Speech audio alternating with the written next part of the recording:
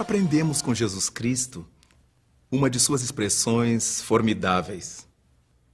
Conhecereis a verdade, e a verdade vos libertará.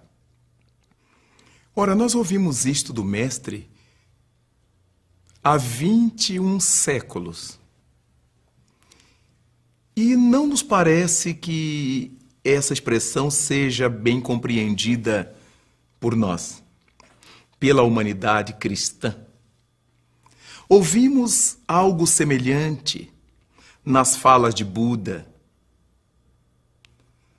Ouvimos algo parecido nas falas de Lao Tseu, de Zaratustra, que estavam sempre conclamando sua gente a esse amor à verdade, em prol de uma vida melhor, de uma vida livre.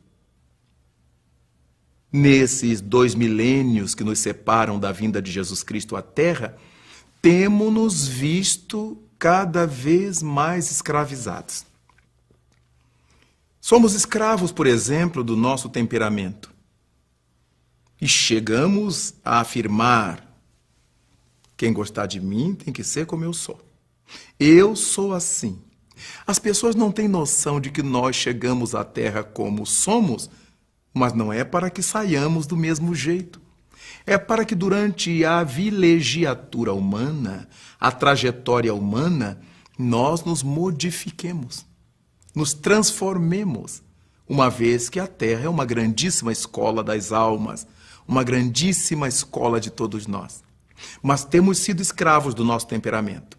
O gênio ruim, há pessoas que têm pavios curtos, outras têm-nos curtíssimos, e há pessoas que nem pavio têm. Mas como, se nós estamos na marcha para a liberdade, aprendemos o malefício do mau gênio, do mau temperamento, da irritabilidade, malefício sobre a mente, malefício sobre o corpo, mas nos mantemos assim. Há outros que são escravos dos vícios. Se não estiverem embriagados, não estão bem. Se não estiverem mal cheirosos de tabaco, dentes amarelos, bigodes, unhas amarelas, o tabaco vazando pela sudorese, elas não estão bem. E aí vamos achando aqueles que são escravos da marihuana, da maconha, da cocaína, do crack, do êxtase, de toda essa sorte de loucuras químicas ou bioquímicas que a criatura vai achando no sentido de fugir. Fugir de si mesma. Fugir dos problemas do mundo. Mas continua escravo. Não adianta muitas vezes dizer dos malefícios que elas estão provocando à própria saúde. Saúde cerebral, saúde mental, saúde orgânica de um modo geral. Não vale mostrar-lhes as amputações, os internamentos hospitalares, muitas vezes psiquiátricos, ou a própria visão da morte. Para quem é escravo dos vícios, parece que nada disso é verdade, até o dia em que ocorre. Mas ainda nos vemos escravos do medo. Há pessoas na Terra que têm medo de tudo. Desde medo de barata, da periplaneta americana, a medo de se contaminar, medos das doenças, pessoas hipocondríacas, medos da sociedade, medos de sair à rua, medos de lidar com os outros, medo de se abrir, medo de amar, medo de ter filho para que os filhos não sofram, medos. Mas como se Jesus nos disse que o conhecimento da verdade nos libertaria? Então começamos a perceber alguma coisa está equivocada. Ou aquilo que nós estamos aprendendo não é a verdade, ou se é a verdade, não estamos fazendo bom proveito dela. Dessa forma, começamos a perceber que essa verdade que tem que nos libertar, ainda precisaremos caminhar bastante tempo mais até alcançá-la. Vale a pena, porém, que comecemos a verificar em que níveis de inverdades nós temos vivido. Quais são as ilusões que nos têm envolvido? É tempo de refletir a respeito da maneira como estamos levando a nossa vida, nossas relações, nossa trajetória. Se nos estamos deixando embair, enganar, iludir por mentiras. Se estamos criando nossas próprias mentiras e fugindo da verdade. Justificativas que nada justificam para fugir da realidade. Mas se o Cristo nos disse: conhecereis a verdade e ela vos libertará, penso que isso não deve tardar mais.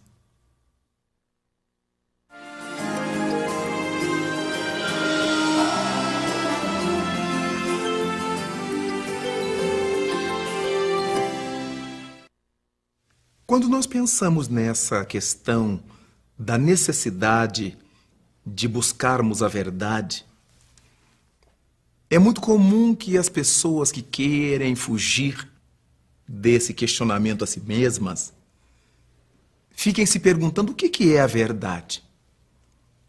Pilatos fez essa pergunta a Jesus Cristo na hora mais estranha possível. Quando ele estava mancomunado com a mentira e com os mentirosos e que queria lavar as mãos daquele problema que Jesus representava para ele, ele perguntou ao mestre: e o que é a verdade? Quando Cristo disse que quem o conhecia entendia a verdade da sua voz. Jesus podia ter feito o melhor e mais eloquente discurso sobre a verdade para convencer ou converter a Pilatos. E o fez. E o discurso mais eloquente que Cristo fez para Pilatos foi silenciar. Porque o mestre sabia que é muito complicado querer se falar a verdade para quem gosta da mentira. Para quem ainda não está interessado na verdade.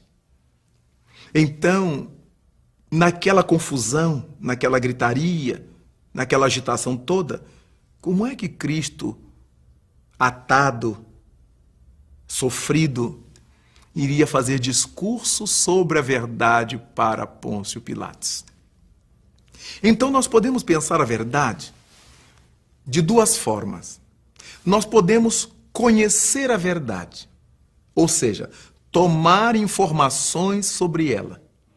Não, eu conheço tudo isso, eu já sei tudo isto, em nível meramente intelectual. Nós, quando usamos o verbo conhecer, ele admite essas duas facetas. Conhecemos o comércio em tal lugar, tenho informações dele. Eu conheço fulana ou fulano por vê-los, por saber onde eles moram. Mas eu não conheço aquele comércio obrigatoriamente na sua realização interna. Eu não conheço essas pessoas obrigatoriamente na sua intimidade. O segundo elemento do verbo conhecer nos leva a pensar num conhecimento de intimidade. Quando lemos os livros sagrados, quando lemos a Bíblia, e que o escritor diz assim: e fulana conheceu a seu marido, ou conheceu a sua mulher. Isso quer dizer que teve intimidade um com o outro. O verbo conhecer tem relação com a intimidade. Nós conhecemos alguma coisa quando conseguimos penetrar a intimidade dessas coisas. Afora isto, temos informação a respeito dessas coisas. E a essas informações nós também chamamos de conhecimento. Enquanto a verdade em nossas vidas não passar de mera informação, ela não nos libertará. Porque não somos obrigados a fazer aquilo de que fomos informados. Diz a voz popular: entra por um ouvido, sai pelo outro. Daí então, a verdade só conseguirá ser trabalhada por nós, vivida por nós e, por conseguinte, nos libertar, quando for o segundo entendimento do verbo conhecer, quando tivermos intimidade com a verdade. Quando a verdade passar a ser uma vivência nossa, um estilo de vida nosso. Aí então, por amar a verdade, por respirá-la, por se sensibilizar com ela, a criatura humana então conseguirá se libertar. Por que eu vou manter meu temperamento desse jeito? Se ele está me fazendo mal? Qual é a razão de eu ter medo disso ou daquilo? Eu preciso temer a mim mesmo, minhas reações, já que é o que sai do homem que faz mal ao próprio homem. E por que é que eu vou me barafustar por esses caminhos de droga, de drogadição, de dependência química? A partir do momento que nós ingerimos a verdade e passamos a metabolizá-la em nosso raciocínio, em nosso discernimento, em nosso sentimento, aí passamos a ter vontade de ser melhor. Aí passamos a trabalhar para ser melhor. Aí passamos a entender as coisas de um outro ângulo e começamos a nos libertar. Já não temos mais medos. Já não quero me corromper com as drogas, nem me infelicitar com o meu temperamento rebelde, frio ou maligno. É importante, então, que a verdade que nos liberta seja a verdade vivenciada. A verdade meramente informada não consegue fazer nada conosco, a não ser nos deixar esse conhecimento das coisas que existem. Mas para que sejamos felizes verdadeiramente, a partir do conhecimento da verdade, é necessário que mergulhemos nela e deixemos que ela mergulhe em nós, fermentando de paz e de luz as nossas entranhas.